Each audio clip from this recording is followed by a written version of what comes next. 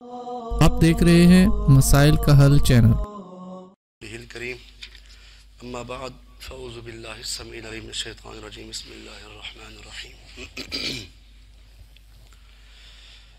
جیسا کہ آپ احباب نے قرآن پاک کی تلاوت کلام سنی، نوافل کے اندر تیسرا پارہ شروع ہو چکا ہے، سورۃ البقرہ بھی مکمل ہو گئی، سورۃ آل عمران شروع ہوئی۔ تو اس کے اندر آپ نے ایک بہت بڑی آیت سنی ہے۔ آقا علیہ الصلوۃ والسلام نے پوچھا سیدنا ابی بن کعب رضی اللہ تعالیٰ عنہ سے کہ اے ابو منذر، یہ ان کی کنیت تھی۔ آقا علیہ الصلوۃ والسلام پوچھتے ہیں کیا تمہارے پاس کتاب اللہ کی سب سے عظیم آیت کون سی ہے؟ تو سیدنا ابی بن کعب رضی اللہ تعالیٰ عنہ فرماتے ہیں اللہ اور اس کا رسول بہتر جانتے ہیں۔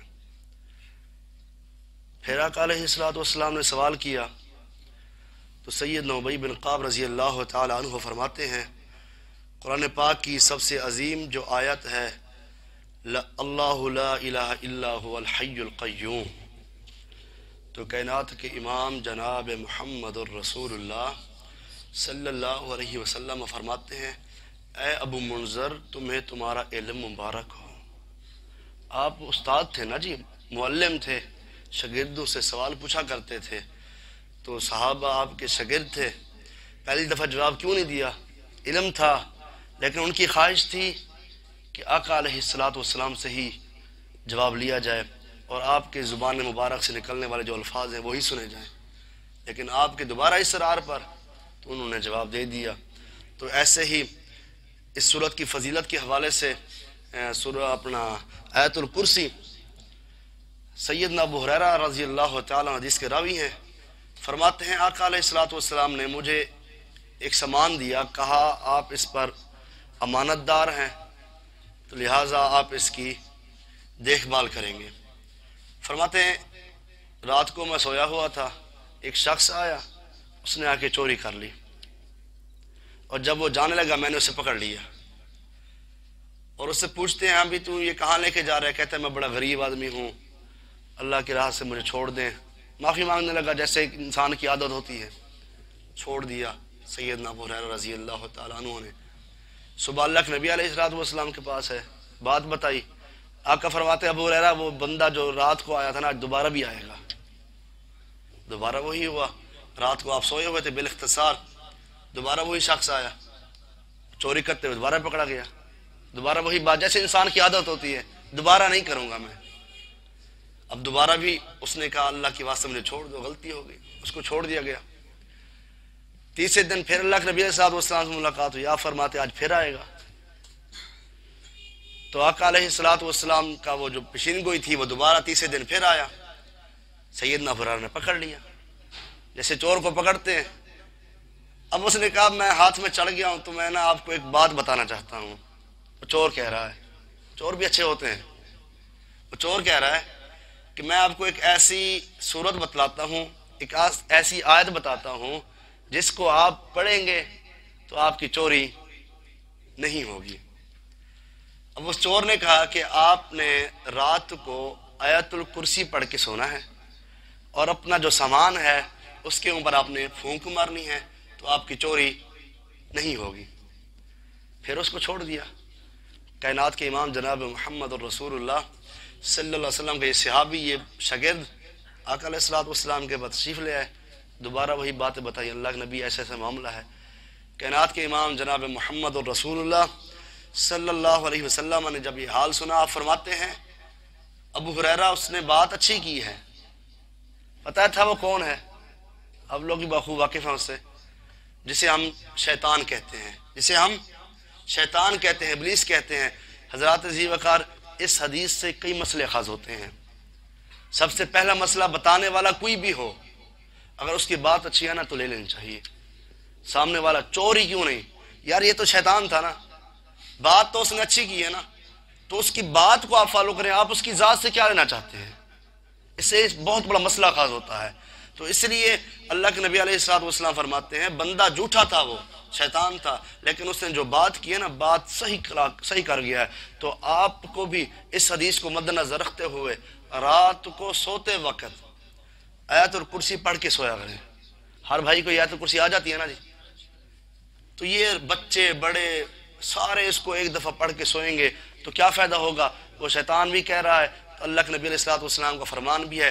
تو فرماتے ہیں آقا علیہ السلام جو بندہ رات کو آیت الکرسی پڑھ کے سوتا ہے اللہ رب العزت آسمان سے اس کے لیے ایک فرشتہ نازل کر دیتے ہیں جو ساری رات اس کی حفاظت کرتا رہتا ہے۔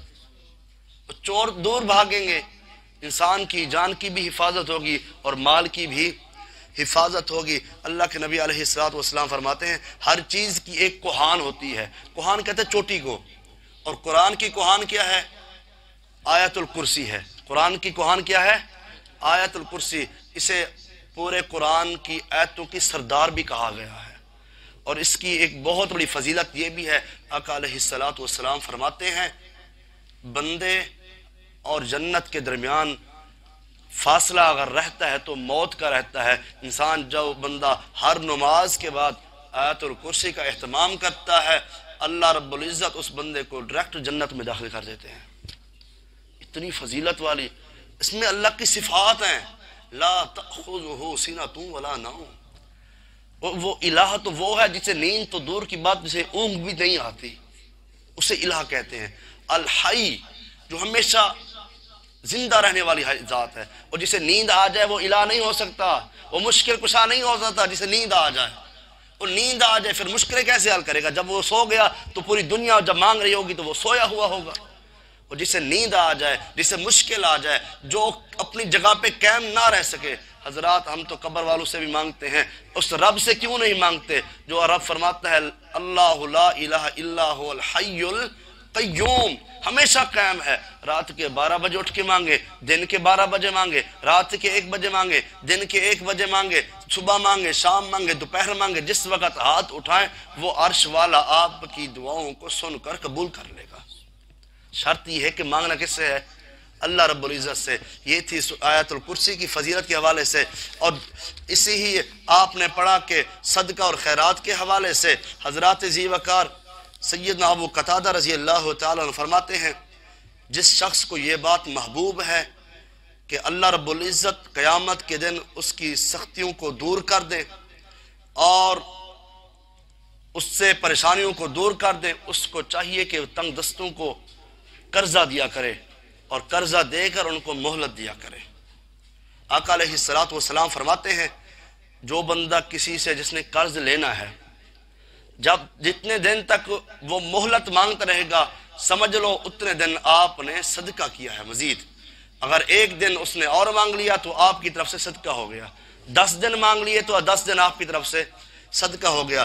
آقا علیہ السلام فرماتے ہیں کل قیامت کا دن ہوگا، مقروض جو قرض دینے والا ہے، جس کے ذمہ قرض ہے، وہ تو دنیا کے اندر پریشانیاں بختا کے دے دے گا، لیکن جو قرض دینے والا ہے، قرض حسنہ، اچھا قرض دینے والا ہے، کائنات کے امام فرماتے ہیں کل قیامت کے دن اللہ اس بندے کو اپنے عرش کا سایہ عطا کریں گے۔ قرض دینا بہت بڑا اجر ہے، اور کسی کی جان چھڑانا کوئی چھوٹی معمولی بات نہیں ہے۔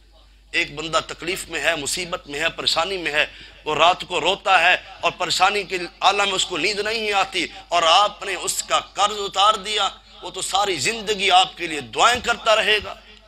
اور کائنات کے رب کو یہ ادا اتنی پسند آتی ہے، کائنات کے رب فرماتے ہیں نبی ان کو بتا دیں کل قیامت کے دن جب کوئی سایہ نہیں ہوگا، کوئی عرش کا کسی کا سایہ نہیں ہوگا، سبعۃ یظلھم اللہ یوم لا ظل الا ظلہ، صرف اللہ کے عرش کا سایہ ہوگا، اس بندے کو اللہ اپنے عرش کا سایہ عطا کریں گے جو قرض دیتا تھا لوگوں کو۔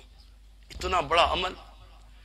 اور قرض جب لینے جائے نا انسان، تو اگر قرض بہت زیادہ ہے تو دینے والا اگر نہیں دے سکتا تو اس کو چھوڑ بھی دینا چاہیے۔ یہ نہیں کہ اس کو اگر وہ قرض اس کے پاس زیادہ نہیں ہے تو آپ کہیں میں آپ کو مار ڈالوں گا، میں نے آپ سے پورا بدلہ لینا ہے۔ بدلہ تو آپ نے رب سے لینا ہے، آپ نے تو قرض اللہ کی رضا کے لیے دیا تھا، وہ آپ کا حق ضرور ہے، جب تک آپ چاہیں گے وہ آپ لے سکتے ہیں، اگر آپ معاف کر دیں۔ سیدنا ابو سعید خدری رضی اللہ تعالیٰ فرماتے ہیں ایک شخص کے اوپر قرضہ آ گیا، اس کا بڑا نقصان ہوا، اللہ کے نبی علیہ السلام نے اعلان کیا، صحابہ نے مل کر اس کے ساتھ تعاون کیا، پھر بھی پیسے اتنا نہ ہوئے جتنا قرض تھا، تو آقا علیہ السلام نے جس نے قرض لینا تھا اسے فرمایا یہ اتنا کافی ہے آپ کے لیے جتنا آپ کے پاس آ گیا، باقی آپ اس کو کیا کر دیں، معاف کر دیں۔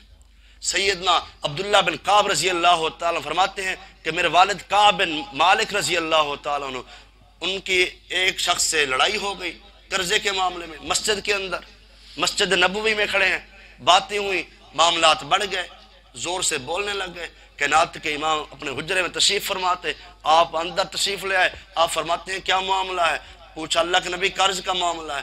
سیدنا کعب بن مالک رضی اللہ تعالی عنہ کو اللہ کے نبی نے اشارہ کیا، اے کعب آدھا قرضہ معاف کر دے، آدھا قرضہ معاف کر دے۔ انہوں نے کہا اللہ کے نبی میں آدھا معاف کرتا ہوں، اور دوسرے ساتھی کو اللہ کے نبی نے کہا اب تیرا حق بنتا ہے تو اس کا قرض ادا کر۔ تو یہ بہت بڑی نیکی ہے، بہت اجر اجر ہے۔ ابھی سورۃ البقرہ کا اختتام ہوا، سورۃ آل عمران شروع ہوئی۔ سورۃ البقرہ کی فضیلت کے حوالے سے اللہ کے نبی علیہ السلام فرماتے ہیں جس گھر میں سورۃ البقرہ کی تلاوت کی جائے اس گھر میں شیطان نہیں آتا۔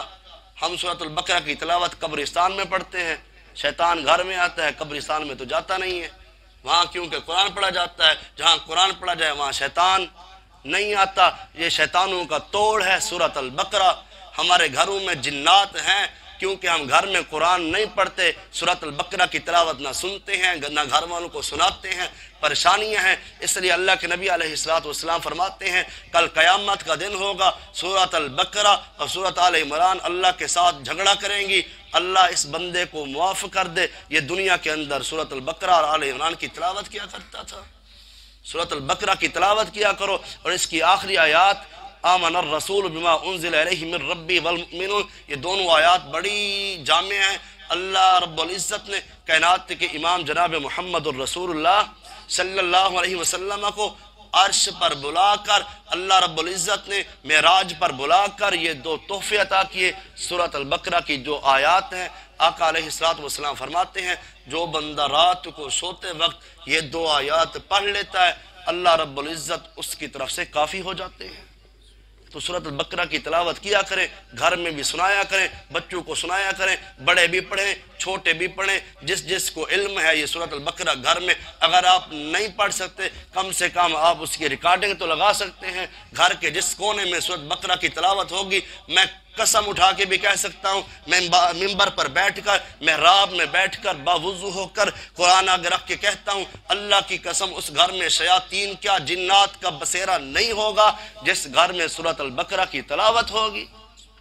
تو آپ سورۃ بقرہ کی تلاوت کرنی بھی ہے، ریکارڈنگ بھی چلانی ہے، انشاءاللہ یہ جنات، یہ شیطان کے ڈیرے یہ سارے ختم ہو جائیں گے، کیونکہ قرآن کا جب بسیرا ہوگا، جہاں قرآن ہوگا وہاں شیطان دور بھاگ جائے گا۔ اس لیے سورۃ بقرہ کی تلاوت بھی کیا کریں، آل عمران کی بھی، اور اس اللہ سے دعا ہے اللہ رب العزت ہمیں صحیح معنی کے اندر قرآن پڑھنے سننے سنانے کی توفیق عطا فرمائے۔ وآخر دعوانا الحمد للہ رب العالمین۔